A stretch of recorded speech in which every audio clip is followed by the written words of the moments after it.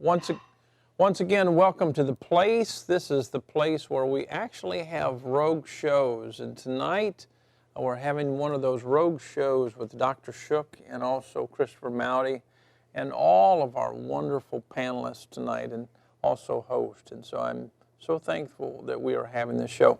Take the time at this time to get a hold of your friends. Tell them this is going to be exciting because the Almighty is going to be on the bass here in a few minutes, and he's going to put the funk together. And so maybe we shouldn't wait on the Almighty. This Almighty, he doesn't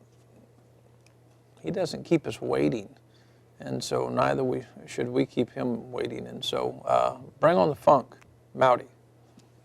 This one's for J.D. Wiley. He recommended a little bass playing as recompense for the fact that I've been away for so long. So this one's for you. See what we can do. 1, 2, 1, 2, 3.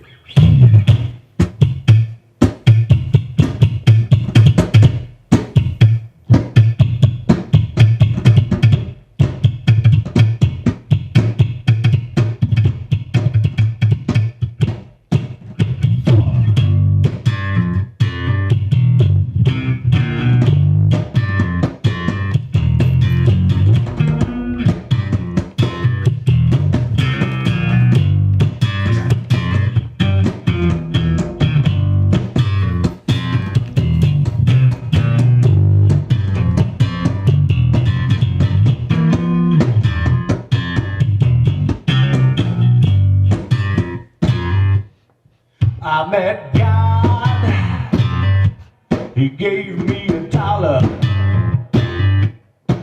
I met his wife, she told me to call her. She thought that I could make her scream and holler, and it's true, 'cause she got tired of praising the Father, and I think y'all know what I'm talking about, 'cause I'm solid, I'm out of sight. Give me love and I will strong enough to do right.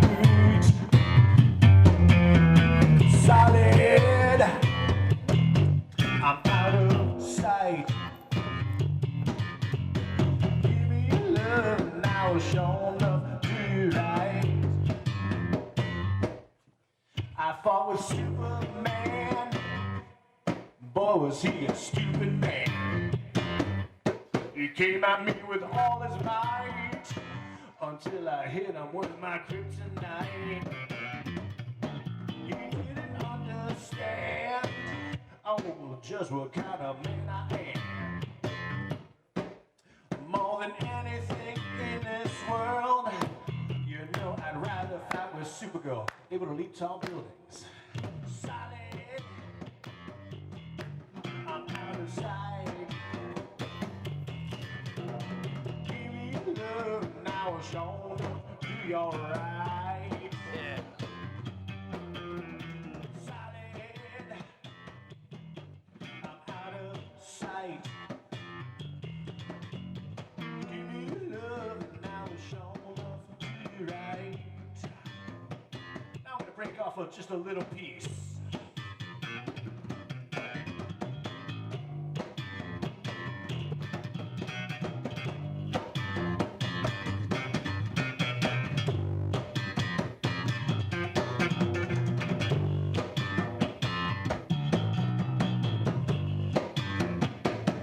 Oh, wait a second.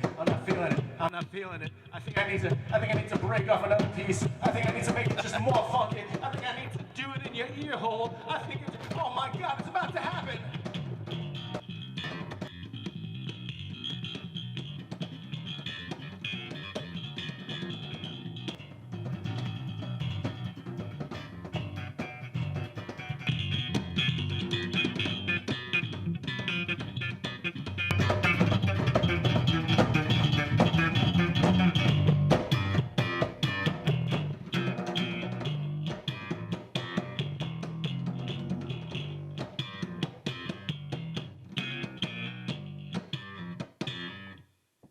I ran into Moses. He had halitosis. Just so you don't think I'm a liar, he said it set the burning bush on fire. Asked if I could lend a hand, show him to the promised land. Well, I'm not trying to be mean, but you need to get yourself some Listerine. Gargle twice a day, people. Solid, I'm out of sight. Give me your love and I will sure enough do you all right. Solid, I'm out of sight. Give me your love and I will sure enough do you right. All right, everybody who's watching, clap your hands, clap your feet, clap your hands, stomp your feet. Clap your hands, stomp your feet, clap your hands. I think I need to.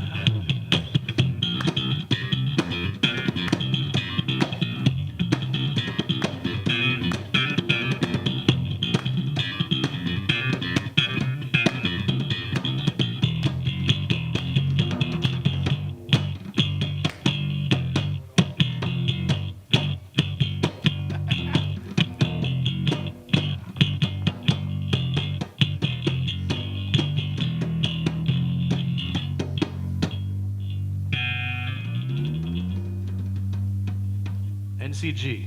That's what I'm talking about. Right there. You've got to do another one. One more? Yeah, smooth. Smooth. Go smooth. All right. Taking requests.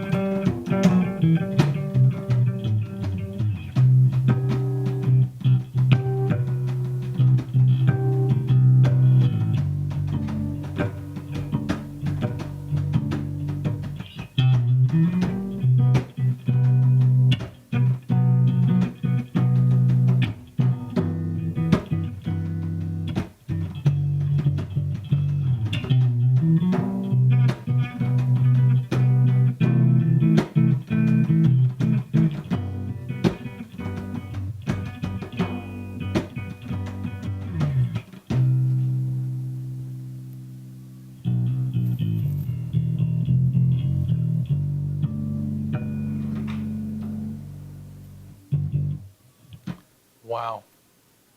That was nice. Good enough? That is Close better enough? that's better than good Close enough. enough for jazz? That is wonderful.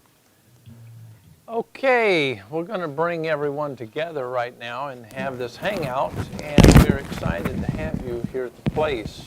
This is a Rogue Hangout, and we want to bring our panelists in. Good evening.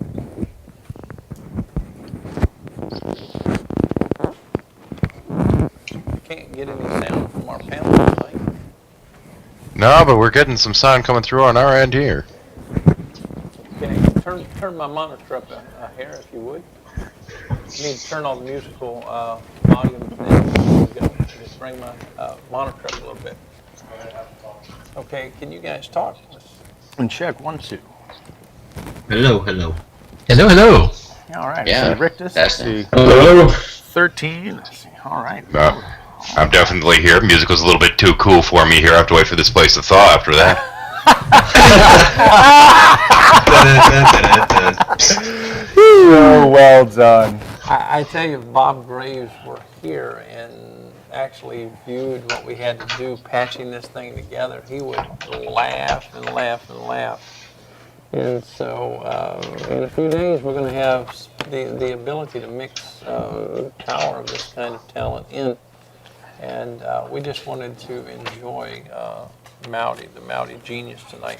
And we had Jet on the drum, on the djembe. He did an excellent job. Let's give him a hand. And by the way, Mouty didn't bring his bass, and he was actually playing a bass that there was some drug addict that came by the studio, and he needed $40, and they gave him $40 for the bass. And so Mowdy pulled it together. And Best $40 spent. I'm telling you what. That was $40 for the bass, maybe, what, $20 for a new set of strings and a little tweaking, and ain't too bad. you just can't have Yeah, it. no, you had to set it up for the slap, right? Oh, yeah. The action needed to be lowered. The neck needed to be tweaked. But a couple Allen wrenches and a new strings, and a half hour later, it plays well. Yeah. Wait a minute, is that a 4-string? Oh, yeah. How did you ever adapt to just 4 measly little strings, man? When you're used to 6, 13, it gets a little confusing, I'll tell you what.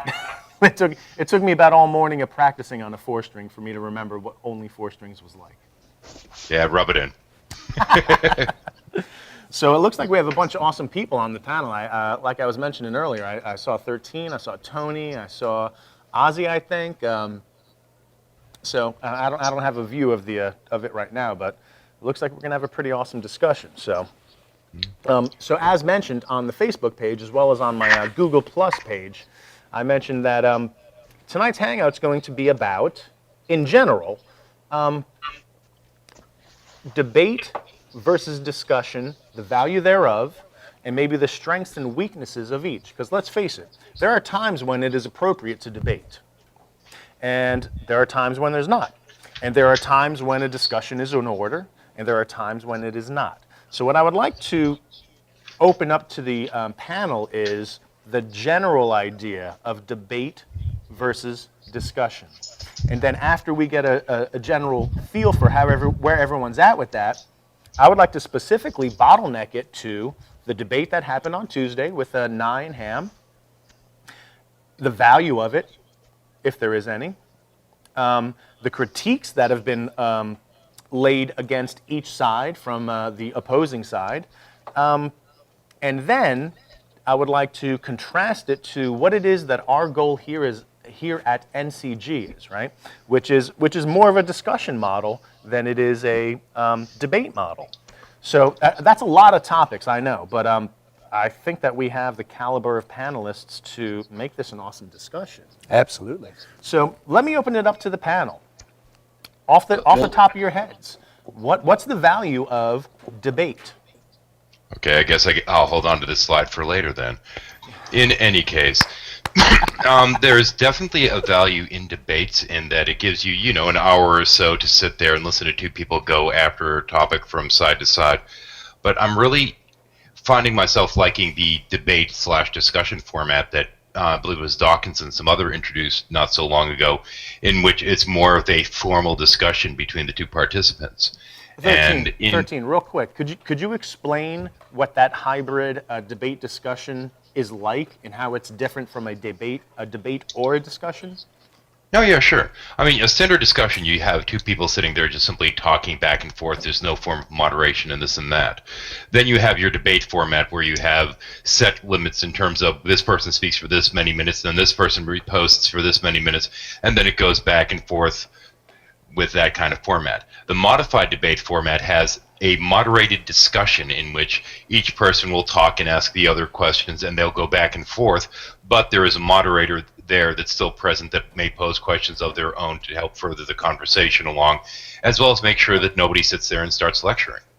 So it's more of a structured, formalized discussion as opposed to either or, which is what we're normally exposed to. Yeah, I like that. So other panelists, what do you have to say about the value of debate? I think that one of the things that's good about debate is that it gives people an opportunity, kind of like in a wrestling match, where they show their verbal skills, their ability to coherently put an argument together while on their feet and respond to the challenges that they get. In some ways, it's kind of like a game. I don't really see a debate as being as much about the topic being debated as it is about the skills of the proponents to present the topic, and so in some ways it's even entertaining. But I do think sometimes people approach a debate as if they think it's going to result in really informative. There can be information in it, but it's really not, in my opinion, the best way to learn. It's rather a good way to see how somebody from both sides can kind of put it together in a flashy, winsome presentation. Real quick, before anyone else responds, I neglected to give a shout out to my boy Fabio. Fabio, if you're watching, or if you're watching this at a later time, my thoughts are with you. That being said, does any other panelist have something to contribute about how they feel about the value of debates? I sort of take a dim view of debates. I don't like debates. And I've got to sort of qualify that because, of course, I enjoy watching a debate. A debate is a fun spectacle. They're enjoyable, and you can learn things. But because of the way debates typically work, you have two people each presenting their own opinion while simultaneously feeling that they have responsibility to attack and oppose the other person's position. And what invariably happens is you get sort of a monologue versus a monologue, and then another round of monologue versus monologue, and then maybe at the end a little bit of interaction. Good point. And unless both people have sort of submitted their opening statements to one another so that the other person can anticipate and read it and study up on it and critique it appropriately, these things don't work very well, in my view. People tend to talk past each other. So I prefer conversations. I prefer, if there's going to be a debate where two people present their opening statements, they make their best case, and then they sit down and they talk. And so this hybrid model, I think, works very well. I've seen some very interesting discussions like that. Michael Licona, who's an evidentialist apologist, had a debate with Richard Carrier that was done like that. I think, in fact, they might have done two of them, and I thought that was really informative. The opening statement stuff sort of just situated the two people so that you got a sense of what they were talking about. But when they sat down and talked to each other back and forth, it was terrific. That's where the real learning came in. That's where they engaged with one another. That's when you got to see how well thought out their positions were and what their real reasons were for what they were advancing. I much preferred that, and that's because that was a debate that leaned a lot more towards a conversation. Rictus, it's been a while since I've seen you in a hangout, man. Thanks very much for coming out. I appreciate that. What is your contribution to this? I kind of echo what Ozzy says about debates. I think there's a reason why you can use the term master debater as a euphemism, because it is kind of like that. It's an infomercial kind of thing to me. Totally. In a lot of ways for these things, and people end up talking past each other. It's like they're not even talking to each other. Pardon me? Infotainment. Yes, infotainment, and I like the first time I ever saw the discussion mixture really mixed into it was with Kagan and William Lane Craig, and it was awesome. I was like, yeah, this is what. Give me 2 hours of this instead of just a half hour of it. Give me 2 hours of this. this is where the rubber meets the road to me. Like, let's see how things hold up. And not to say that just because somebody doesn't have an answer on the spot that they're going to be wrong about something, but it really fleshes things out. It really fleshes things out far more, I find. So, I could offer another word: argutainment. yeah. It's just That's what I find about debates, but. I would say things like Nova or infotainment. That would be argutainment. Yeah, the thing that is noteworthy, though, is in terms of the debate and the standard debate format, whoever goes first tends to have the advantage for the very kind of reasons that others were stating, which is that you have one person make all of their opening statements, and then the audience seems to think that the second person should be responding to them instead of making their own opening statements, so there is kind of an advantage given to that, as opposed to just standard discussions that so often devolve into arguments. I actually, before I go to Tony, I wanted to address that 13 because some people, there is a school of thought that says that the person who goes last really has the advantage. And in general, the person who goes first, or the person who goes second out of the two is the person who gets to end the debate with their nugget of information. So I do see value in not being the first person, even though I totally agree with what you just said. When somebody goes first, the second person is there's this like weird social contract in how conversations occur, where they're somehow obligated in our minds to respond to the things that the first person said. I would wonder if it's different for the debaters than it is for the crowd. The crowd might feel like the person who goes second has not properly responded, whereas the person who's debating feels like, aha, I got that final word in. So I think the perspective of that advantage or disadvantage may be different for the people being argutained from the people argutaining. Excellent. And there are certainly debaters that take advantage of this. One of them being William Lane Craig, who will sit there and right after the other person's given their opening statements, will turn around and say, "But they haven't addressed any of my, this kind of thing." Sure. Let's get to Tony. Tony, what do you have to say about this?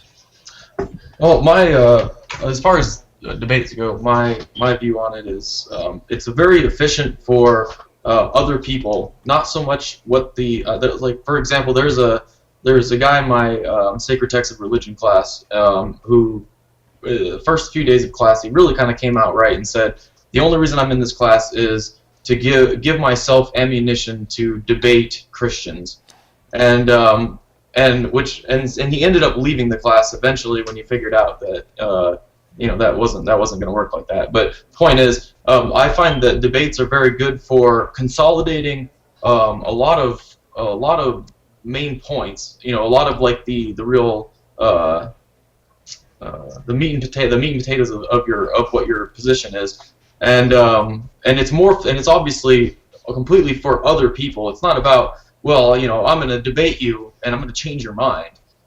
It's all about for who's going to be watching this and what they're going to be taking from it. It doesn't, like when people were saying, well, what if Ken Ham pulled out the presuppositionalist argument and Bill Nye is completely sideblinded, never heard of it or anything, and he just just makes himself look like a fool. It's not about that. It's about what you're bringing to the table and consolidating it into something that other people can get something from. And Dr. Shook, leaving the best for last. Well, I'm curious to hear what you have to say. That was a great segue. It's about what people get out of it. And of course, what people get out of it has a lot to do with what the participants put into it. And standards have slipped. Let me put in a good word for debate. We don't right now live in a culture that really teaches people how to debate. The age of rhetoric and oratory of the 19th and early 20th centuries is dead, possibly comatose, but I'm fearing it's dead. If you go back and look, for example, at the, let's say, Stephen Douglas, Abraham Lincoln debates that took place across Illinois when Abraham Lincoln was running for office in Illinois. Now, those were debates, but people had longer attention spans.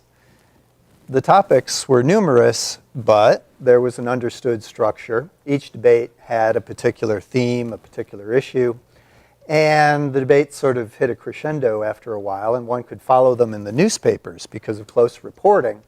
Instead of soundbite, people in newspapers could read, pages and pages of these debates. So don't put down debate just because we don't see good debates now. Good debating is possible because good argument is possible. You have to put effort into it, and you have to respect standards of good argument, logic and appeal to facts, and being able to expose weaknesses in the opponent's position. Really, argument is the only way we ever really get closer and acquire knowledge. The alternative, of course, is rhetoric. And ordinary dialogue, ordinary discourse, people just in a round table, people sharing perspectives, you may get some consensus. If not complete consensus, at least people can tell where they agree and where they disagree. That also requires effort. And the art of rhetoric has also been horribly degraded in our society. The ability to persuade without being bombastic or aggressive, the ability to try to helpfully push towards consensus without being overbearing or dogmatic. No, our society likes confrontation and dogmatism, and we get it in spades through the television. So, our society isn't good with these skills, but I think they can be revived. It just takes some effort. Well, Dr. Shook, I think that as you were talking, I'm trying to think, have I ever seen anything like that? And the closest I think I've ever seen to that is if you've attended a person defending their dissertation. Yeah, right. I was going to say peer review is a form of kind of debate as well. That's right. Where, Scientific method sort of towards the end, when you've got some solid data, you think you've got something for and against a hypothesis, it goes up against strenuous peer review. And ideally, again, that's supposed to be a form of argumentation where weak points are supposed to get exposed and possibly refuted. Well, I want to pick up on one thing that you were talking about, Dr. Shook, and I'll phrase it in this awkward question.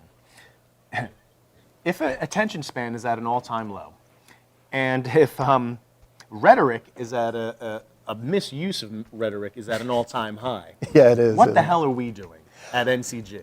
NCG, I hope we're looking around for higher standards and trying to meet them. But again, this isn't something done overnight. Well, yeah. All of us need our skills improved, and we don't want to make it all look like a dissertation defense either. Yeah. That would be dull. Yeah, those aren't as entertaining maybe Not for at an all. audience member as they might be for the person defending their thesis or dissertation. So I'd like to present that awkward question to the panel, like, considering in most people's explanation of the value of debate, you all pretty much outlined what the value is of discussion at the same time, as well as what the value is of a hybrid of the two.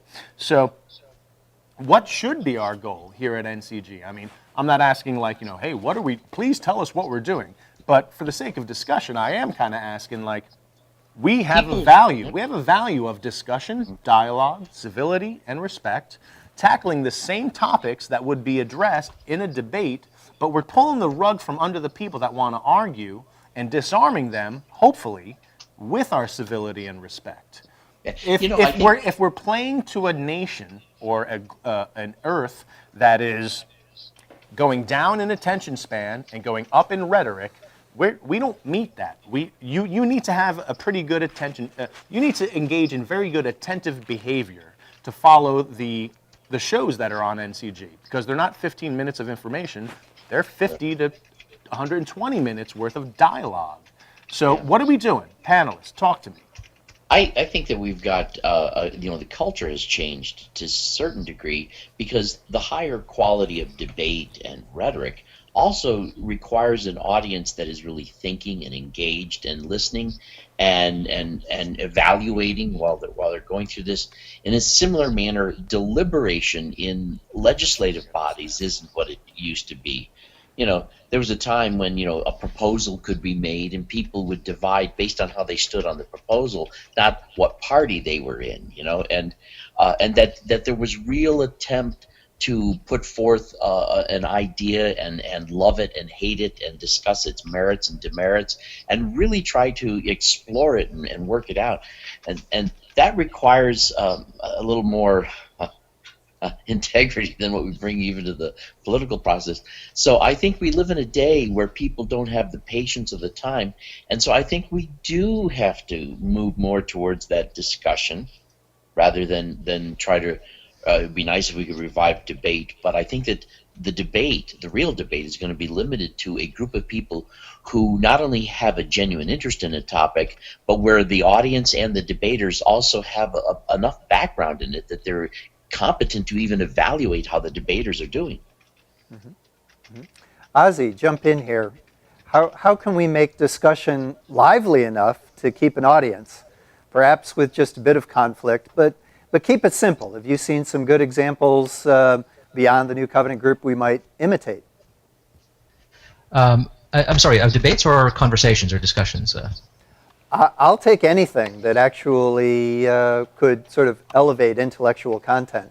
Have you seen some good examples we might imitate? Yeah, sure. Well, there was, of course, the hybrid debate format that Bob mentioned. No, actually, it was 13 Heathens mentioned, and Rick Descate also mentioned it, where two people, get up, they present their positions, they describe them, and then the real fleshing out happens in a kind of sit-down, face-to-face conversation where they get to go back and forth.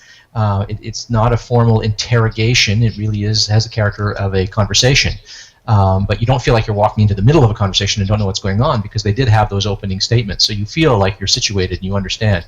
So the example that I gave of Michael Licona and Richard Carrier on the historicity of the resurrection, the reliability of the Gospels, those were great conversations. The one that Rick Descate mentioned, which was a discussion between philosopher Shelley Kagan and William Lane Craig on the subject of objective morality, I thought was terrific. I thought that was outstanding.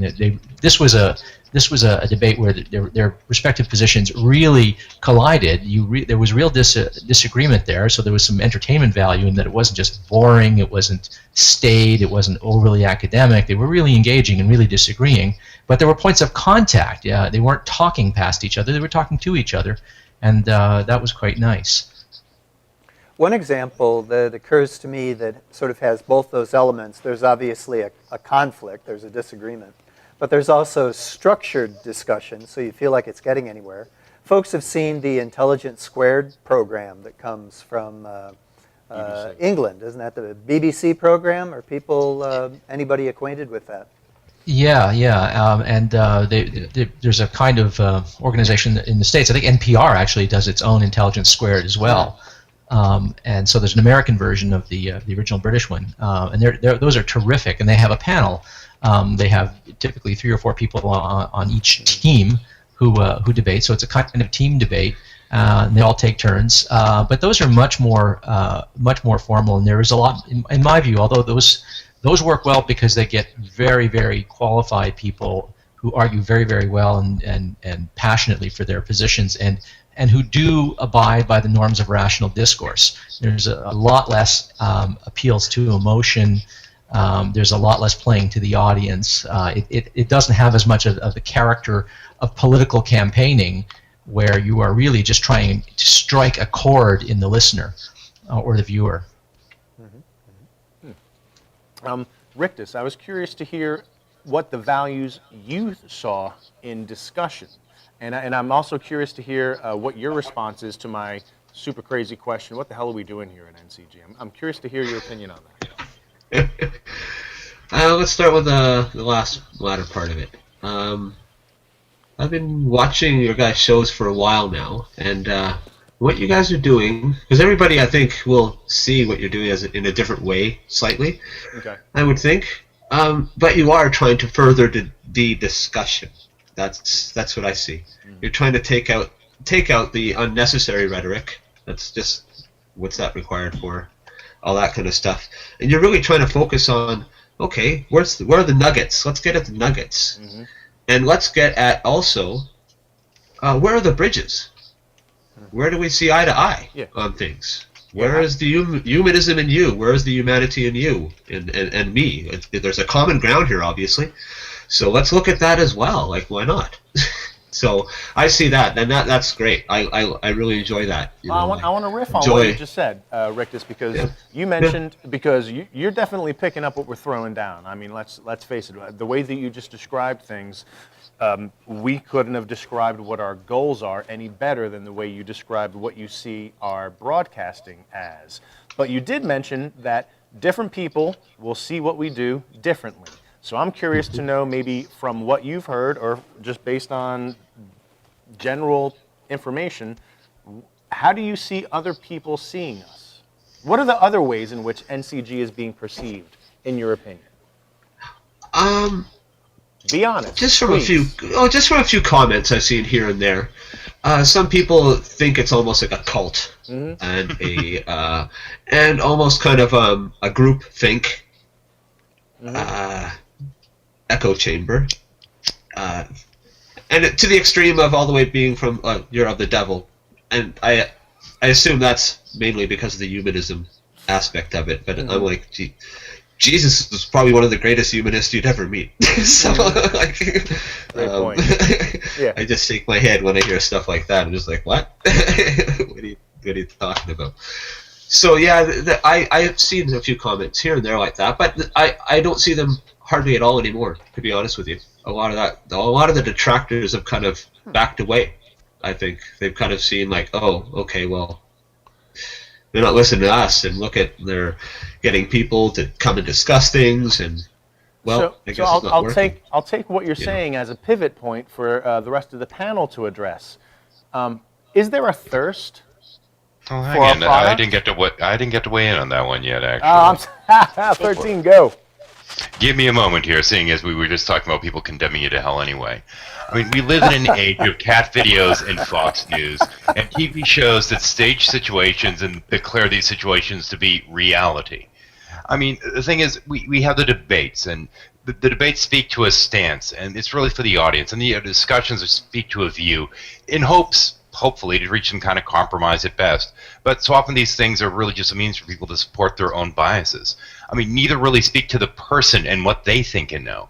And that's really one of the strengths here, is that you get a chance in so many of the shows to get an idea of who the person is and what they really think and what their beliefs really are, instead of the echo chambers of your typical arguments or discussions that you seem to see all over the place. I mean, it's really new here. But the thing is, honestly, controversy sells. These arguments, these needless people just fighting each other, unfortunately, that's a big thing. And that's not really the way NCG is. And to that extent, I've heard some people arguing that y'all are too friendly and too loving and too ready to get along with each other. Which, you know, it's like, that's I almost want to call it an invalid criticism, but it does say something about the public mindset now.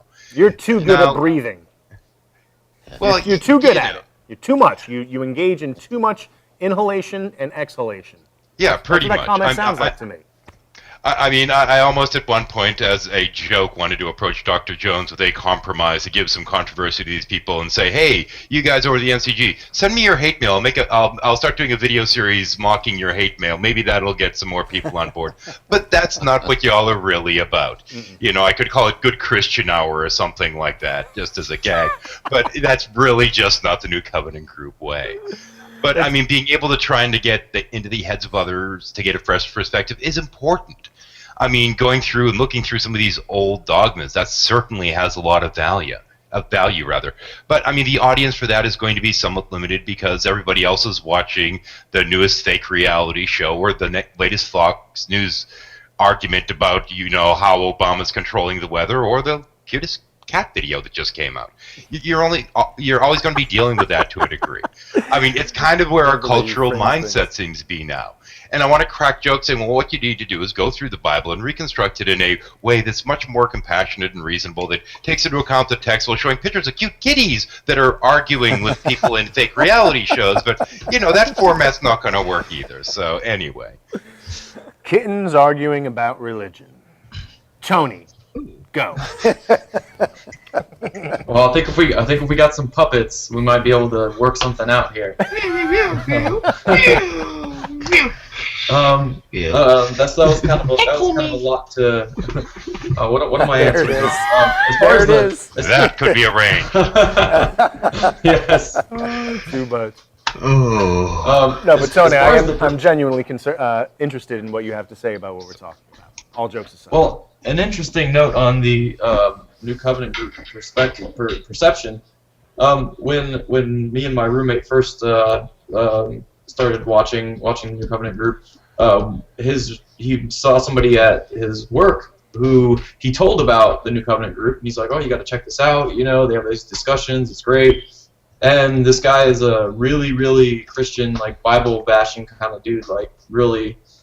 So this guy is like, okay, and then he goes home and comes to work the next day, and he says that Dr. Jones guy is a cult leader, and and so we were immediately like, no, it's just the name is just Cult of Honesty, but then we looked on the internet, and there's actually a website that is dedicated to the cult of Dr. Jones and the New Covenant group, and it's some person who claims that they were like some sort of servant slave to Dr. Jones, and that it's ridiculous. But it's like one of those things, though. It's like no.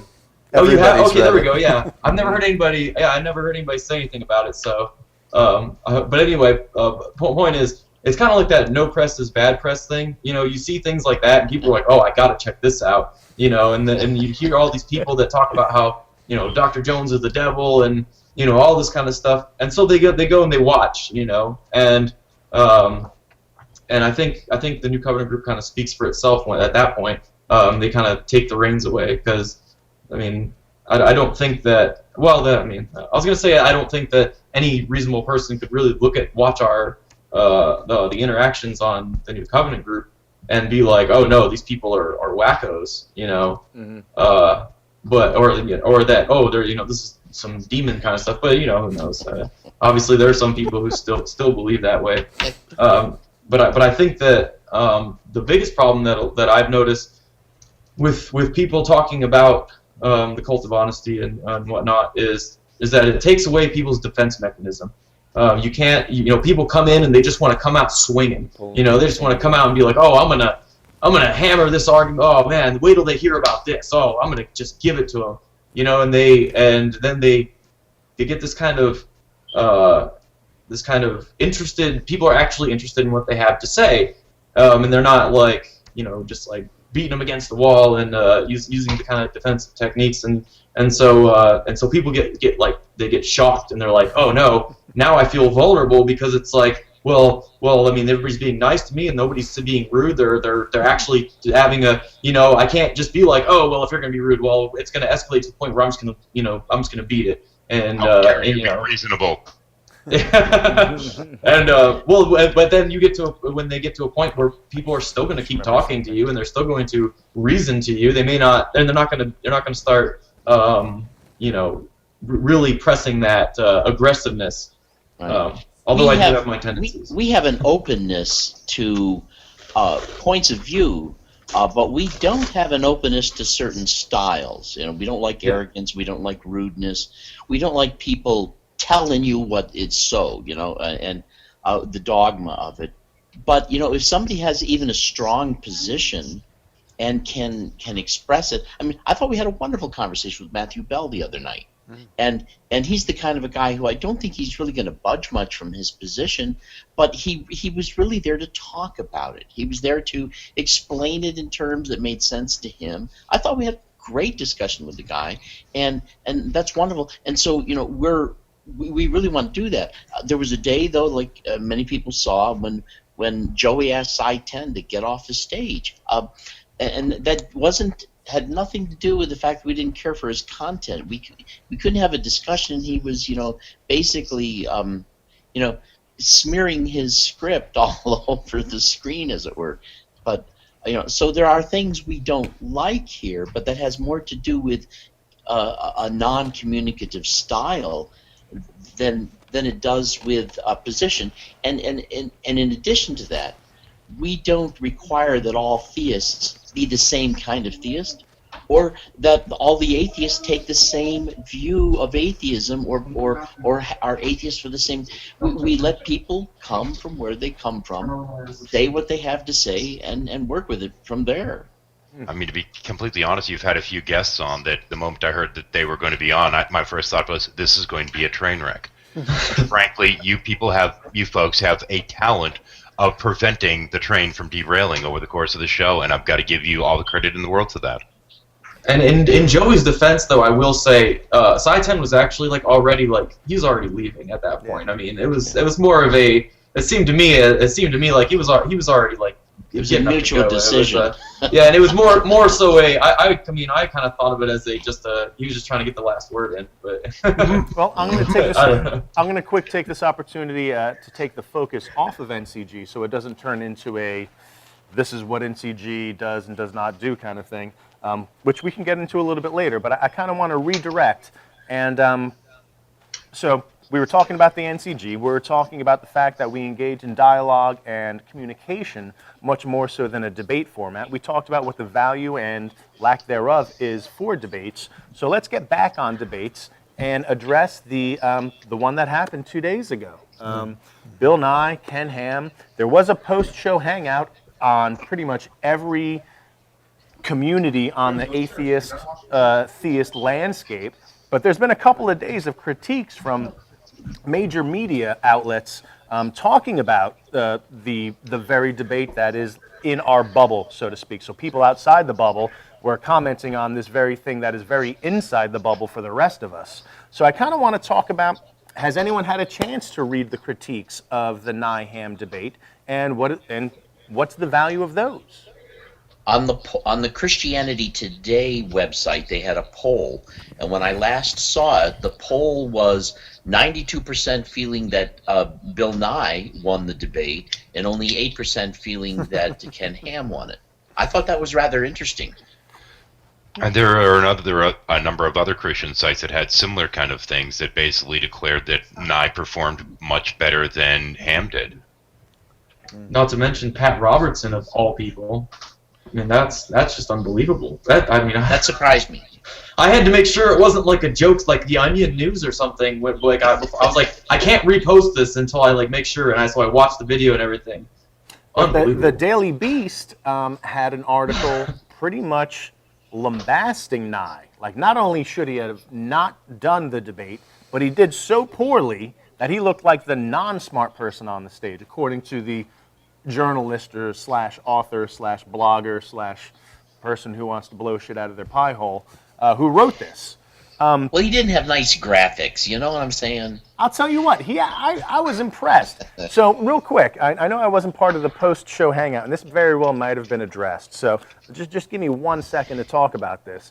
Ken Ham obviously has a graphics department working on his slideshow such that when he talks, it looks like a TED Talk, right?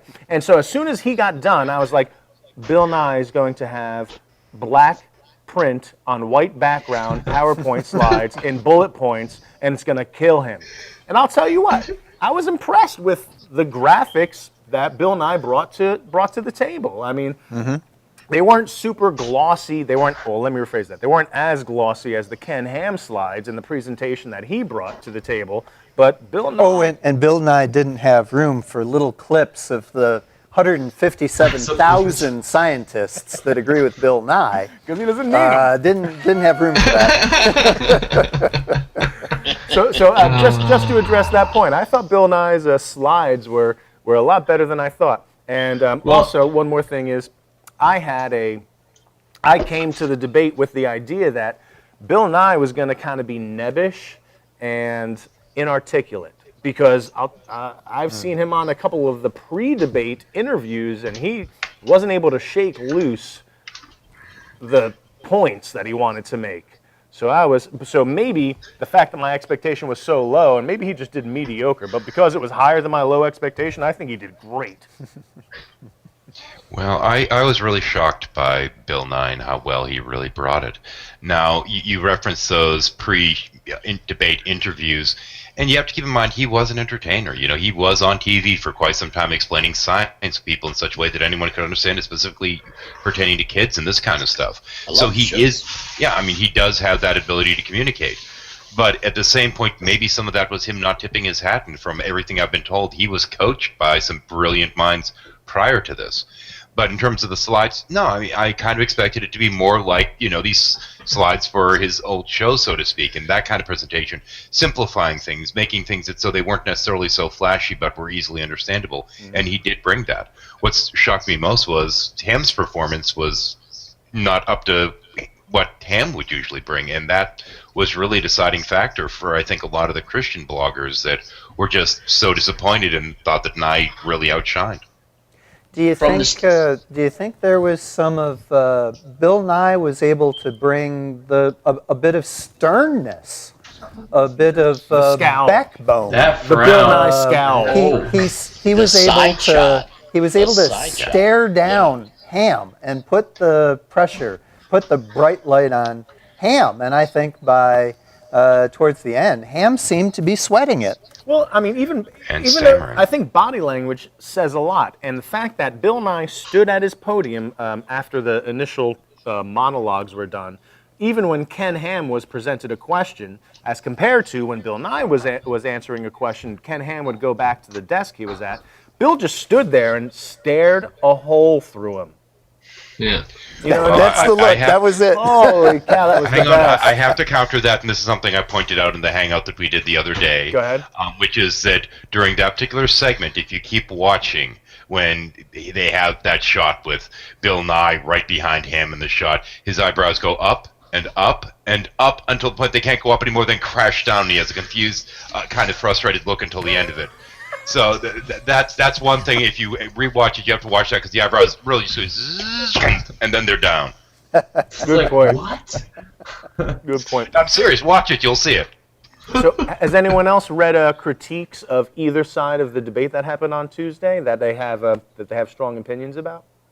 Oh, I did see one headline. I'm not going to be able to remember which paper it was, but the article's headline was something like, "Scientists relieved that it was not a complete disaster." So Wow. That's pretty harsh. it was a little Says a lot. tongue in cheek, but the journalist did interview several scientists and got some quotes, and basically that's what the scientists said. Well, he didn't screw up the science, so we were worried about that. Yeah, you know, one of the things that I don't want it to sound like a slam to Christianity, but unfortunately, and I can remember this well enough from my own past when I was a fundamentalist, most Christians have no real awareness of the immense body of science that is out there and all of the things that are being done. And many Christians really do not realize that when we try to develop scientific theories, we're not just selecting certain truths or facts that we find useful to a story we're spinning. We really struggle with whether or not there are any facts that make this a problem. We try to present, scientists try to present a theory or put forth a notion that stands on all of the known facts as coherently as possible. A lot of Christians don't realize that is an effort that has been done. They realize it's claimed to have been done, but they've never really looked at it. So when you listen to somebody like Ken Ham talk about some of the problems that he thinks he sees in this evidence, a lot of Christians going, "Oh, see? There it is. You cannot rely on these people. They're lying through their teeth." And Ken has a good way of talking about that as if he really knows what he's talking about, and finding some of these things where the people who are listening don't have a background of themselves to evaluate whether or not he's really taking something out of context, or he's taking something that's such an anomaly that we're not worried about it, or something like that. But I think that many times when a Christian listens to people like Ken Ham, they're hearing a presentation that they think is just awesomely solid, they don't see the cracks in it that other people who might be a little bit more informed. And that's a problem, because how do you break through that? No, I mean, you don't, because, I mean, it's the unknown unknown. They don't know what they don't know, right? Right. So when I hear like bizarre tangential ideas that are somewhat conspiratorial about science getting together and determining what the dictates of the newest theories are going to be, because that exists. I'm not making that up. I need to remind people how competitive the field of science is, such that if one person says this, there's 10 people saying, no, that's not it, and they will try to replicate it and either succeed or not succeed. And if they get to bump this theory that is up on a pedestal, they get gravitas in the scientific community. So the competitiveness of science prevents this bizarre, behind closed doors, cigar smoke-filled room scientists dictating, this is the theory of the new zeitgeist. That's councils of bishops that you were thinking of there. Well, the truth is, though, if you're going to stop to think about it, though, the truth is this, that human beings are human beings, and any subgroup of people, any subculture, can fall prey to some of those cultural dynamics that we can. We can shun people. We can bring to bear ways of shaming others who don't kind of play the party line,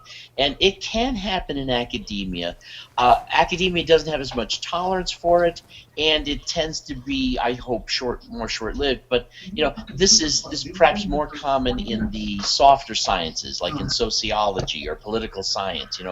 Where I know where I'm not going to say anything about one college that I was visiting, where the psychology department was extremely behavioristic, and anybody who didn't have this behavioristic approach to psychology was thought of as being kind of, not really with it. And there was this attitude, and so I mean, people of real, academia can slip into some of that.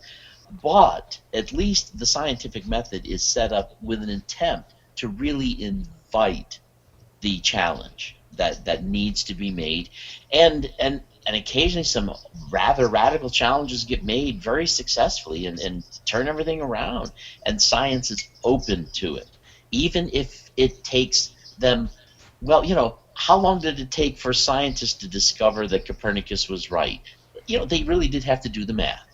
Well, it took the church 150 years, They wouldn't do the math, Ozzy, I'm curious to hear what you have to say. You've been quiet for a little bit. Well, about the debate, I haven't been following the sort of the aftermath, what other people have been saying about it. I mean, but the only thing I have seen or read was an article talking about what Pat Robertson had to say, and honestly, I was not surprised, because I have heard Pat Robertson making noises like this about young Earth creationism and how it's sort of hurting them. I've been hearing him say this kind of thing for about a year and a half, and I don't know where things changed with him, but he's been making these noises for a while, and he's been getting a little louder about it, and I think that sort of people around him don't like it when he makes these noises, but he's sort of the man in charge there, and so he can get away with it. But he's been saying things like, "Look, we're discrediting ourselves. We're making ourselves look like fools. We've got to stop it. This is all Bishop Ussher's crazy idea. The Bible doesn't say 6,000 years. Now, I mean, he's getting some of this stuff wrong, but nevertheless, it's very, very surprising to hear that coming from him. I mean, I've been sort of following him and seeing him move in this direction for a while now, but all the same, that was the only thing that I watched, and I was happy that he came out and did that right on the heels of that debate.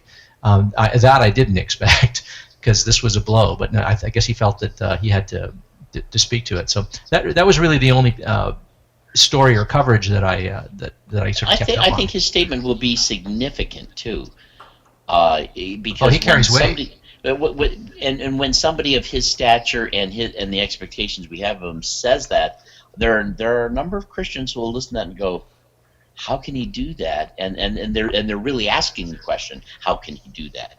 and if they inquire, they'll discover some of these things. I thought that Pat Robertson was also picking up on the very fact that when Ken Ham was talking about the 7,000 kinds, or maybe just 2,000 kinds, and Bill Nye was trying to do the math to show how fast speciation would have had to have occurred in light of that when we create several million species that are currently on the planet. You go from having to 35 a day to 117 a day. I can't remember what the math was, but the creationists have for a long time has been saying, show us an example of evolution, happening before us, and they're requiring, by this theory, 35 such things happening every day. That was preposterous, and I think that Pat Robertson picked up on that, saying that's just sheer absurdity, I think that Dr. Hugh Ross is probably making the largest impact among theists, that is, in the creation models. He's a very gentle physicist, and he's really making remarkable remarks. He's not one of certainty at all, and he embraces the facts, and he only thinks that there is a creation model based upon I can accept the Bible, and he's not even spinning creation in a typical creation model at all. In fact, he backs away from that. And so I think that maybe Pat Robertson is listening to people like Hugh Ross because these guys are well-disciplined. If I can cut in for one moment, if you don't mind. Please. Let's see now. Christian Science Monitor. Post-debate analysis and polls praise the science guy Bill Nye in his debate against Creation Museum President Ken Ham, but some caution that the act of debating Ham lent credentials to his pseudoscience. Let's see, 99% say Bill Nye won in Christian Today poll. The consensus on a popular evangelical site is that the science guy won the debate does not mean creationism is warming. Let's see now. There's a few more here. Let's see if I can find another one. This is from Salon.com. Well, Bill Nye wanted to debate about knowledge. A creationist was fixed on something entirely different, ethics. And the list goes on, but these seem to be the consensus in all these here. They're all declaring Nye the winner. In any case, I'll clear that out there. Thank you. I was surprised at that because I usually expect from a debate that most people's choir loyalty is going to come out, no matter how well anybody says that. Maybe I'm just too used to presidential debates, where everyone's just convinced their guy won the side. It did in a way, because they had on the channel, they had a post one with Hovind, Kent Hovind, Ray Comfort, and a few other guys who did a post thing after the debate. They also did a pre-one, and this is kind of funny because in the pre-one they were talking about all the, they're looking forward to the debate and what Ham was going to bring because he's their man. And the only doctor, the only expert on the whole panel, he said, yeah, I can't wait because you'll be surprised. He's got some really surprising slides to show. No arguments, but surprising slides. And I was like, slides? So what? Those authority. Hi, I'm a scientist, and I'm a creationist. I just thought, but how do you argue against somebody who can think like that? And this is the expert. This is the only expert they have on the panel, who's a doctor, right? And that's what he points out. You'd think he'd be pointing out the arguments. No, he points out the gloss. Now, their after show, did they feel that Ken Ham won? Yeah. Oh, yeah. Sorry. Yeah. I'm sorry. You said Ham won. Never mind. Sorry. Did Eric Hovind feel that Ken Ham? Oh yeah, all of them were saying that Bill Nye ignored everything that Ken Ham said. That he didn't even listen to what Ken Ham said, and I was just like, well, wait a minute, that he didn't listen to what Ken Ham said. Well, didn't Bill Nye point out first off this historical versus observational science stuff to be bogus in the first 5 minutes? Oh well, the best part about that, Rick. He also pointed out. Sorry, go ahead. I was going to say the best part about that is every time Bill Nye talked about creationism, he called it Ken Ham's creation. Yeah, that was the best optics move ever. Because it's like, hey, you can be a creationist and not be crazy, but not if you're Ken Ham. You know what I mean? Like he just kept nailing that home. It was fantastic. Each of the different creationist models, if there's something wrong with them, should be dealt with separately and differently because they are different And if you don't do that, everybody who's not the one you're talking about is going to feel you've got nothing against them. So I think that was a strong move. He was there to debate that specific young Earth creationist. And unfortunately for Ken Ham, it put him on his, on the back of his feet, because there was a point where Ken Ham had to be like, "It's not my creationism," and to me, it sounded just like that, like, "Wow, it's not." Well, you're hang on. mislabeling I me. do have to throw in something from a more Christian perspective, because I did do a couple of after shows after the fact, other than the New Covenant Group one, and I also talked to the few people on the side and what have you. And one thing that was pointed out, and this was the only real criticism, because most of these people also agreed that Nye outperformed him, but they did feel that there were some points in the Q&A section that the frustration or aggravation or even potentially a little bit of hostility was felt from Nye towards him. Oh yeah. And I feel like agree. that should be pointed out, because that was the main criticism that I did hear. He had that looks can kill. What I was hearing around Facebook from, I was looking at a few different Christian groups as well as atheists and the atheist versus theist groups and stuff. And the thing that I keep hearing from, and even on Ken Ham's page, especially on Ken Ham's page, the thing that I kept hearing was, well, Bill Nye still failed to do the one thing that he was supposed to do, and that is to show molecules to man evolution. That wasn't the topic. And this kept coming up. I was seeing it everywhere. It's molecules to man evolution. He still didn't prove it. It's still impossible. He'll never do it. And That the other wasn't the thing topic is, of the debate. well, he said he didn't show us molecules to man evolution. Like, they were saying it as if he was supposed to bring it with him and like show somebody, like, okay, here's this molecule, da da da da da da, here it is, here's a man, Abracadabra. We are molecules, aren't we? But The people that are the ardent followers of Ken Ham that go to him to get their forms of argumentation are going to use the argumentation they get from Ham. It's kind of the nature of things. Now help me out here. Well, Frankenstein, that was actually fiction, right? And today it was. Dr. Frankenstein. I'm sorry, Tony. Finish up. I didn't mean to cut you off there, but No, that's fine. The other thing is that he kept doing this. Well, there's this book, and he even bragged about it on his page. He said, my favorite part of my debate tonight, my favorite quote or whatever was, "There's this book," and in it he said, there was one point when he said, "You'll never find another book like it. You'll never find a book that tells you about the creation of the world and everything. You'll never find a book that tells you how to be moral and all this, etc., etc." And the whole time I'm sitting there thinking, the Upanishads, the Bhagavad Gita,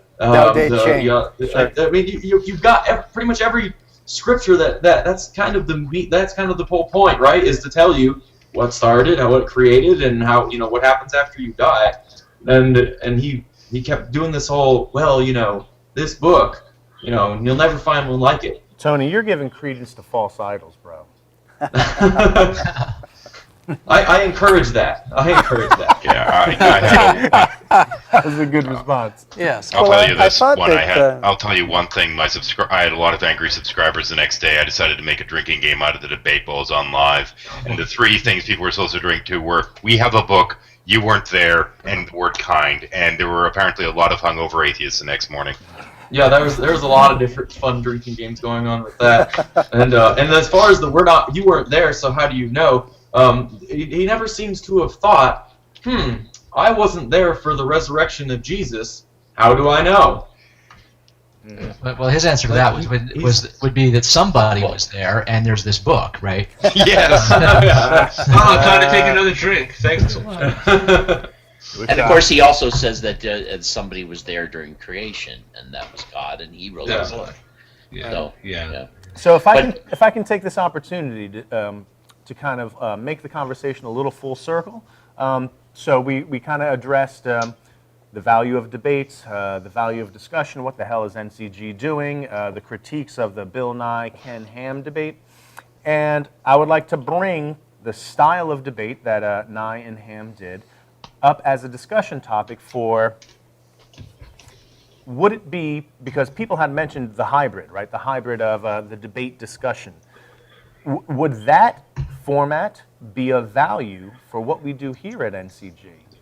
Or is that casting too wide a net, right? In other words, would it be seen from others if we were to engage in the debate discussion format that we are changing what we're doing, or would it be a welcome new variable to what we offer? Now, my feeling is that would draw people. That would get you audience. That would get more eyeballs on the Cult of Honesty Facebook page, and more views on YouTube and things like that.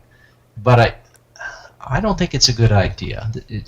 And this is just my feeling, of course. I have a hybrid suggestion with that. I agree with what Ozzy's saying, that it would be an attention grabber and it would really draw the crowd, but it would destroy what we're doing, because in every debate you end up losing half your audience no matter which side you're on. But I do think that it would be useful for us to perhaps host certain debates that we don't participate in, but we host them, and then we as a panel discuss the post-game situation and kind of critique the argutainment. And I think that we could do things like that. That would be very useful. Bring in people who want to argue, this God versus that God, or people who want to argue about the viability of the biblical text, or people who want to debate some of these other issues. Let these so-called experts come in, do their debate, give them this opportunity, and we'll host it. But then we'll just bring in our regular panel to try to discuss it, and not as a way of just trying to stand above it, but to show people how people respond to these debates and trying to deal with the information that was offered in them, but not have us actually be the debaters. I think, Bob, you're really onto something, because earlier I was talking about standards, and standards are meaningless unless people doing it know that there's another body of people that endorse the standards and are going to hold you to the standards. So if our standards are civil discourse, make your point, let the other guy talk, find out, what the weaknesses and strengths are. If people can do that knowing that they're going to be followed up by, some judgment, they might behave better. Now, you'll still get some people who really don't care about anybody's judgment, and then we don't ask them back. But if they're willing to, suffer the commentary and judgment of not quite their peers, but something like the public audience that they ought to be trying to communicate with in the first place, we might see people trying to meet higher standards. Yeah. Kind of an NCG moderates kind of thing. Yeah. I don't know. I think there could be some potential for that, but if you were to consider doing something like that on the Sunday show, I think I'd kind of argue with me, because the Sunday show is kind of my church for those days. Those Sundays I don't feel like driving an hour to go to the UU church that I do attend. But as more of a weekday thing on certain days or special events, what have you, I think that you could definitely have a place for that. I just would have qualms potentially about having it as part of the regular Sunday thing. Well, we could revive Friday night fights. That was a big thing in America. Well, we wouldn't call them fights anymore. Yeah, we're eventually we hope to go 24/7, but we're not there yet. This idea of Friday night fights is kind of interesting. The word "fight" is interesting to me, because this is one of the things that I think is different about NCG and the Cult of Honesty. People argue all the time on the Cult of Honesty Facebook page, and sometimes they argue very vociferously. In fact, some of the most vociferous exchanges I've had have been with other atheists, actually, and they've been the most interesting and rewarding to me personally. But I mean, there's every kind of argument going on there, but people are trying hard to abide by the norms of rational discourse. But sort of debates, in their nature, stage debates, the spectacle, has the character of a fight. It is not mere intellectual disputation. It's contention, and I mean that grabs eyeballs. It garners an audience, but it's off-putting to a lot of people. People don't want to. Not everybody wants to get in there and mix it up, right? Some people are built for that, and some people are not. And if they think that this is what goes on here, some people are just going to stay away. And I think one of the things that we have to sort of we're trying to work towards is we have it in our culture, this idea that there are two subjects you never discuss. One is politics, and the other is religion. Okay, and the reason you don't argue these things is because you can't get along. It's just going to be a fight. Thanksgiving is going to be ruined if you talk about these things, right? Yeah. But here's a place where we're saying, well, no. Of course we can talk about these things. There's nothing is sacred. We can talk about anything as long as we abide by the norms of rational discourse. And I think what NCG allows people to do is people who would ordinarily be having a food fight across the dinner table to get together and have common ground, and it makes for strange bedfellows. And some people don't like that. We were talking earlier about how sort of NCG is perceived. Boy, there are some people who think that this sort of, theists and atheists cozying up together, that's just a little too cuddly. This is treachery. This is giving people a pass. This is appeasement. There's all this kind of perception out there, right? But I mean, if you're ever going to understand an opinion that you don't agree with well enough to object to it, you've got to hear it. And I think that one of the problems with debates is that we get into this monologue versus monologue, people talk past each other, and people don't get as far as understanding the position. They're too busy looking to take it apart. They're looking for the flaws before taking on board what the other person is actually saying and understanding what they're saying. Well, the discussion we had with Matthew Bell was you're talking about bad debates with poor standards, but I think that it requires some collision and some conflict in order to get at truth, at least anything worthy of truth. So I think we can have it both ways. We're not talking about setting the format for every show that's ever going to appear on NCG. Yeah, of course. We're just offering different kind of niche for niche demographics. You're never going to find anything that appeals to everybody. Yeah, I mean, it's kind of just offering to host discussions, more of a Friday night pillow fight if you prefer, proof that it's okay to disagree. He's good. I mean, Friday night pillow fight. My concern is that we can actually run with that. My concern is that people are not going to want to participate in what we're doing. I think that there's actually a really, really good solution for this. I'm a firm believer that there's a place for everything. When I'm like on at the Cult of Honesty, when I'm on that page and whatnot, I have a tendency to kind of get into it with people, not in like I try not to be aggressive or anything, but I do a bit more of that kind of action other places. When I come to the Cult of Honesty, I really try and bring as much of a representation of what I believe is the idea here as I can. But there's a place for everything. I don't think that there's anything wrong with doing something as simple as branching out. You don't have to have this sort of model. If you want to do this discussion, model with a little bit of the debate thing, this hybrid thing, all you have to do is just create another group. It can be just like New Covenant group. Well, the Cult of Honesty is the New Covenant group. It doesn't mean that, and there's this, kind of way about the New Covenant group. You could make another group that is still the New Covenant group, but it's not Friday so night much pillow like fights. the Cult of Honesty is. What's that? Friday night pillow fights. Well, yeah. Well, I mean, but make it a completely different. The New Comforter group to go with your pillows. Yeah. And what you could do is you could have if people that do want to kind of engage in these things can go to that side, and there still can be a part of the whole thing. And then when they come to the Cult of Honesty kind of page, or when they're doing these sorts of hangouts, then there's that sort of code of conduct that needs to be followed. I don't think that you need to risk the whole. Well, if we do these things on the Cult of Honesty, then it compromises. It may compromise, this what people want to be a part of. If this is making any sense. One thing that I would like to say before we quit is that I think that debates sometimes could be good, and I'm talking about the possibility of being good, especially if we here at NCG moderated it, and here's why.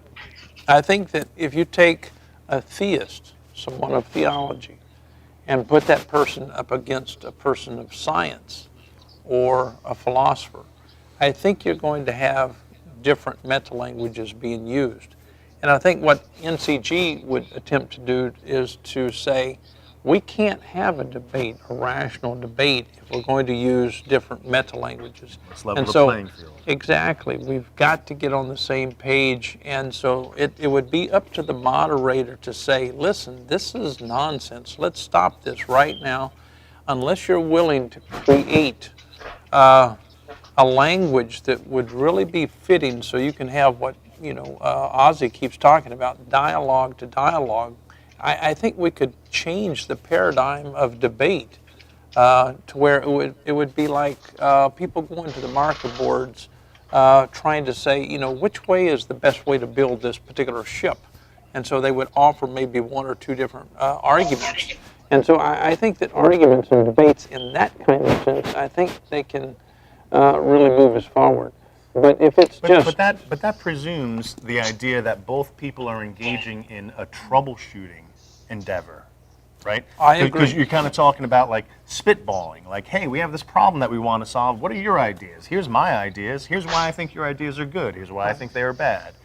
Exactly, because, we need debates about the economy going on. We don't need to be stuck in theology. My lands, we have so many economic problems. We've got world hunger problems. We have all Environment kinds of problems. Exactly, and we've got to, I'm very much for having peace all over the world, but we're not going to have peace without these major discussions, and we've got to rise above where we currently are, and be a movement, if you will. Be a movement of people who are willing to say, we know how to talk, follow us.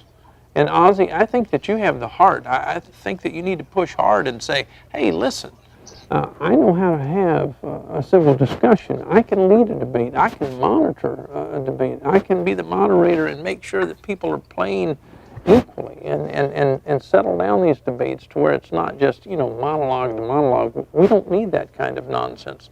But in my mind, that kind of pillow fight, raising the bar of excellence, and challenging one another in that context, I think it would be good. What are your thoughts, Ozzy?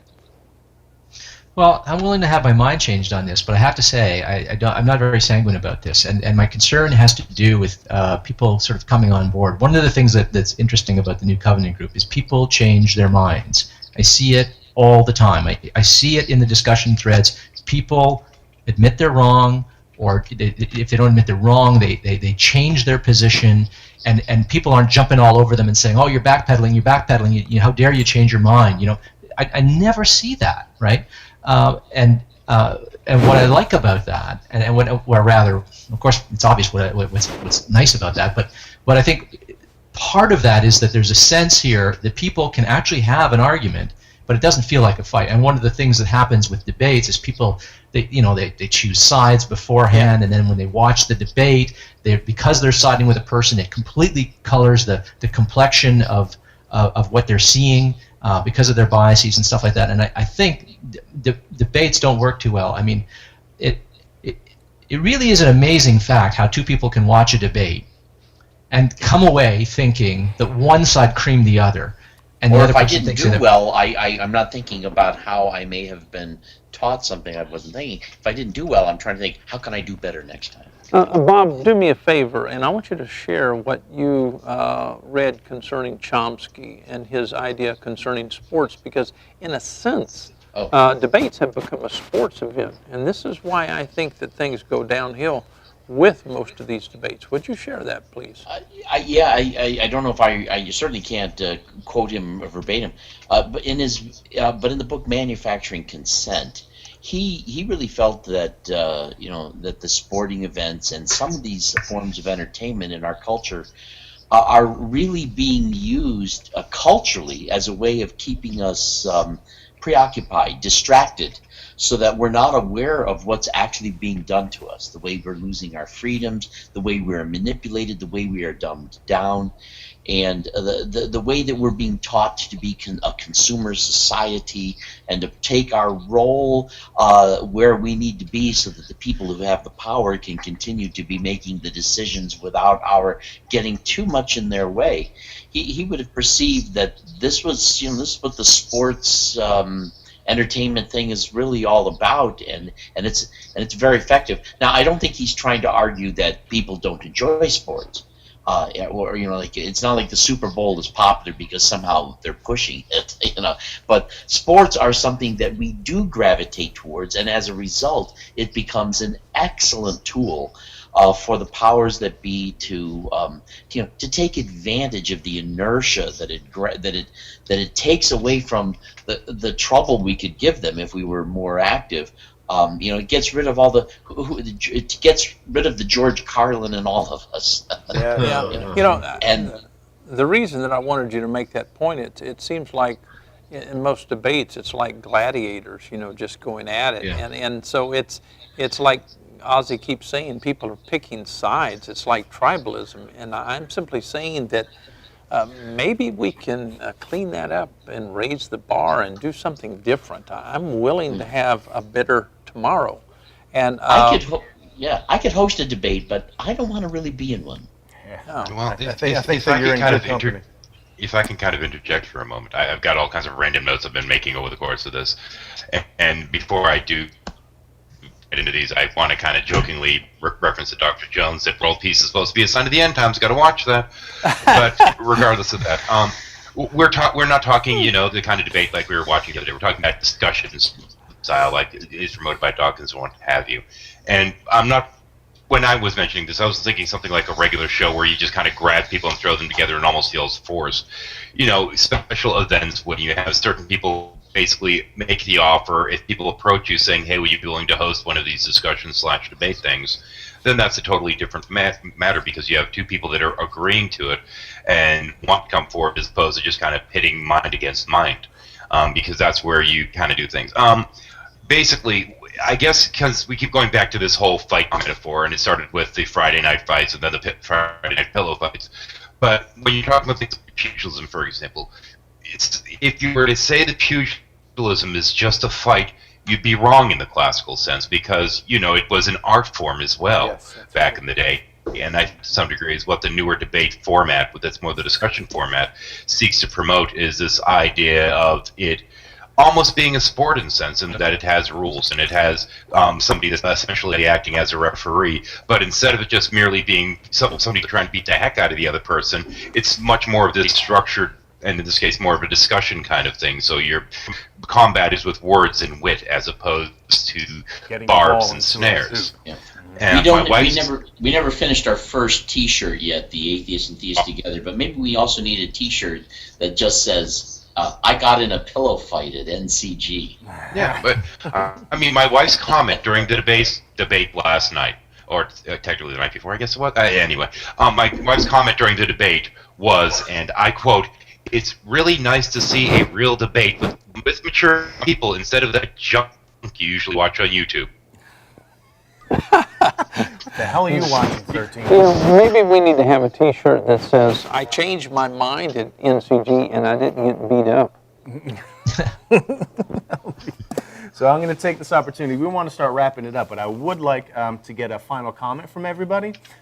So Rictus, I haven't heard from you in a while, so I'm going to start with you. Final comment on what part of the conversation, sir? Just wrapping it up. Just Take your pick. We've been pretty much talking about the landscape of discussions versus debates, discussions and debates, discussions or debates. Like what? How would you wrap up how you feel about what we're talking about? Well, actually, I had a nugget in the back of my mind for the last little while, anyways, of possibly starting up my own hangout thing specifically for debates. And in a format that wouldn't be the typical debate. It would be more of the discussion kind of debate. And I was actually going to hit possibly 13 heathens up as a possible moderator kind of thing. But that was just an idea. That was just an idea I had. So if you guys are going to roll with that possibly, then you guys are far more outfitted for that kind of thing. So it'd be Interesting to see. It would have to be a different kind of form, more of the discussion kind of thing, like a formalized discussion, I guess it would be. Like I think that what you guys did with Matthew Bell and even G-Man, those were kind of debates in a discussion kind of format in a way. I mean, that's fine. That's great. I would encourage that. So that's all I have to say. Tony, what do you have to say? What do I have to say? Well, I think that there was a lot of good ideas. I still see the caution that Ozzy's talking about kind of doing this. There's no shortage of places to go on the internet to find debate, in one form or another, whether it be the classic form or a hybrid or down to straight discussion. So I mean, it's really I'm pretty much along for the ride. I enjoy talking to everybody, and I enjoy hearing everybody's points of views. My points of views have been changed on a few things since I've come to the New Covenant group, and I'm excited to see where it goes. And I may be moving to Pensacola at the end of this year too, so I'm really excited. Yeah, that would be awesome. I want to interfere right quick. What did you change your mind It sounds like about? you're talking to a cup. Yeah, it sounds like you got that pillow there somewhere. And I tell you what, I think I swallowed my microphone or something like that. But can you tell me what you changed your mind about? Well, one of the things that changed my mind about was actually from Ozzy. So I was one of those people that was real adamant about the default position is atheism, and Ozzy really kind of laid out a really good explanation for why that was not a good position to hold, and it made me think a lot about the way that I think about things and the way that other people think about things, and it really kind of helped me check myself, and that's something that happens a lot here in the New Covenant group. It's nice. I like it because I like to learn and I like to grow, and I want to be a better person, and so. Cool. Well, that seems like a natural segue to move on to Ozzy and hear what he has to say for some final comments. Yeah, my trepidation about debates is kind of odd because, I like to be a nice guy in conversations, but I mean, talk to anyone who's actually gotten into an argument with me, and I think they're going to tell you, yeah, Ozzy's a nice guy, but he's not a slouch, and he's not afraid of having an argument. I enjoy a good argument. I mean, some nights ago, I had about a 3-hour discussion with Matthew Bell about whether or not something can come from nothing. And we had that argument again a few hours ago before this hangout that went on for the better part of an hour at least before I had to make supper. Discussions are ongoing, conversations are ongoing, and this is my concern with debates. Debates tend to be finite. They start, they end, and then people, ding ding, you ring the bell and they say, okay, you turn in your scorecards, who won the debate, right? And this whole concept of a debate, I think, is made for spectacle in this day and age, and it demands that people render a verdict on it, and that's what I don't like. And what I like about NCG is that people have conversations, and people come through and they change their minds, and the conversations just keep going. I mean, I've had my mind changed on various things. Bob Graves has changed my mind on a number of things about psychology. And the discussions I've had with Greg Brahe on the default position and the definition of atheism, I didn't change my mind on that, and I don't think he changed his mind on that. But by God, we sure have come away with better reasons why we argue for what we do. Right? We really sort of sharpened one another in those discussions, and that discussion hasn't ended. We've had that discussion at least two or three times now, prolonged, protracted discussions, and we even did a Clash Course episode, and we did a hangout about it, and that argument's not going away, but we're getting better. We understand our positions better. We understand the other person's position better, and that's sort of a huge thing. It's amazing how many people can argue badly against a position, and who cares if you're right in your conclusion if your arguments that get you there are terrible. You have to have some good reason if you want to think of yourself as a rational agent and a proponent of skepticism and reason. So, and I think conversations work better. The conversation discourse model, sort of with many iterations, works better than the debate format. And that's my trepidation, is we might end up on a slippery slope in the wrong direction. Keeping things linear. That's As, good. as a segue, same way that Tony segued into Ozzy, it seems like Ozzy segues very nicely into Bob. What do you have to You say, know, Bob? my main thought at the final word here that I could give is that it's great to see you, Chris. I know you've been busy and preoccupied, and I've missed you. And in a sense, that's part of my point here. I found that I'm becoming friends with people who have different points of view. I'm finding I like them. I'm finding that I find people to be very interesting, and even when I don't agree with someone, I can really enjoy the way they're thinking and the way that they're actively trying to put ideas together. And I enjoy watching them struggle to respect each other while still being honest and forthright about things they think and believe. And I'm feeling like I'm getting community out of this, where the community is based upon a genuine openness to each other, without necessarily the sanctions of groupthink or in-group identity and all that.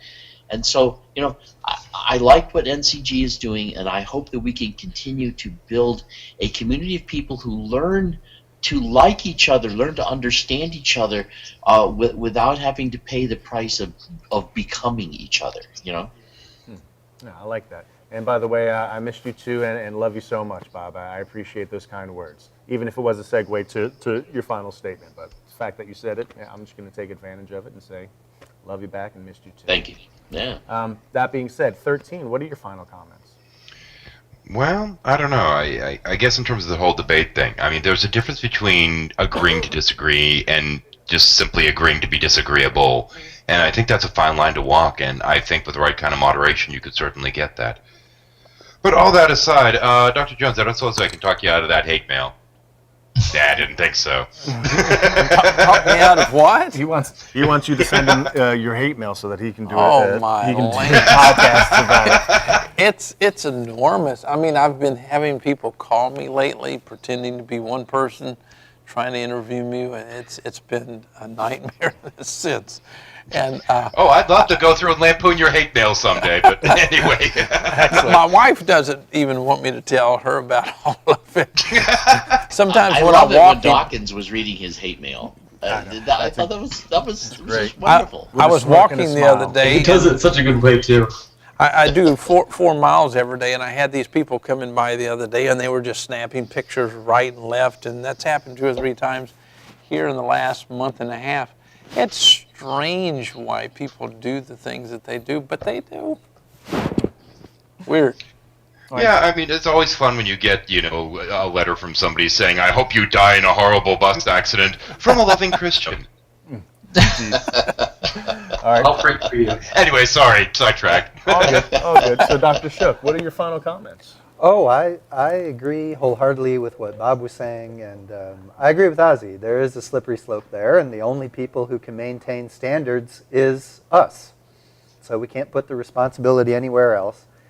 We have to assume the responsibility, and we just have to see how it goes. If I can make my final comment before I hand it off to Dr. Jones, I'm going to kind of riff off of what Bob said, and bring it really close to home, which is, NCG is not just a bunch of people that get together to argue. And NCG is also not just a virtual community to have the high level of discussion that we all enjoy. NCG is an online community that fosters friendships, acquaintanceships, and things that are much more meaningful than the bullshit topics that we enjoy as a hobby. And so the reason why I say that is, in moving forward with NCG, if we were to include a debate-like variable into it, it would only be with the most trepidation and concern for being able to maintain the acquaintanceships, camaraderie, and friendships that have been the core of what NCG is, at least to me. Maybe I'm speaking out of turn, but I'm getting the feeling that I'm not. I get the feeling that, everyone on the panel, if not everyone who's watching, who engages in NCG, whether it be on the Cult of Honesty page or in the Hangouts or both or whatever, they cherish the fact that some of us have conversations outside of NCG that have nothing to do with religion. And who wants to be a friend with somebody who's a douche? Right? So, in it, bringing the debate style in has the potential for bringing people with a douchebaggery-ness. And we would only do it if it facilitated this community we have, which manifests in friendships, acquaintanceships, a communal understanding of love for each other, compassion, and humanism. And so that's all I have to say. That being said, I'd like to hand it off to Dr. Jones. You really got to me when you said something about friendships and community, because when you stepped into the studio, that was powerful. I remember the first time that John Shook stepped into the studio, and it's no longer virtual. It becomes something warm.